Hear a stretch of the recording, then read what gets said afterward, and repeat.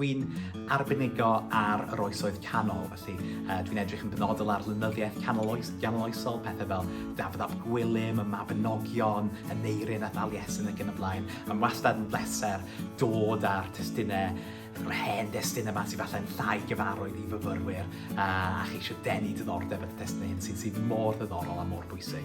Nes i ddechrau off trwy astudio Saesneg a wedyn o fewn hynny o'n i'n gallu astudio modiwl Cymraeg canol, felly ni wedi cael fy nghyflwyno i lenyddiaeth Cymraeg yr oesoedd canol mewn cyd-destun cymharol.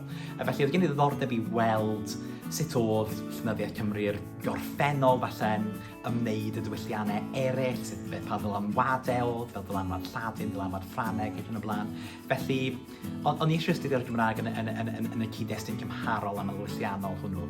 Ac mae ni wedi bod yn greiddiol yn gwaith oddi ar hynny. Dwi'n neud llenyddiaeth gymharol, yn cymharu llenyddiaeth Gymraeg gyda llenyddiaeth yn Lladin ac yn Saesneg enghraifft. Rwy'n casglu hen lyfrau Cymraeg, felly rwy'n casglu llyfrau Cymraeg graffwyd cyn 1800. Mae tipyn ohonyn nhw o diwydiant print eitha prysur yn sicr yn y 19th ganrif yng Nghymru.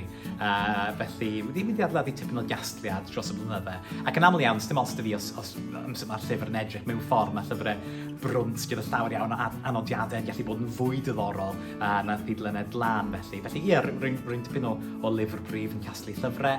Ar ben hynny, ie, rwy'n hoffi wneud y gorau o fywyd yng Nghaerdydd. Mae gyda ni tŷ opera arbennig yng nghanolfan y Millennium, felly dwi'n ceisio mynd i'r opera gymaint o phosib. Ac rwy'n hoff iawn o deithio hefyd, mynd i wledydd eraill, mynd i weld y byd. Dwi'n gynnwys mynd i'r Almaen, lle rwy'n hoff iawn o fynd achos o'n i'n arfer byw na am sbel na ystod fy astudiaethau.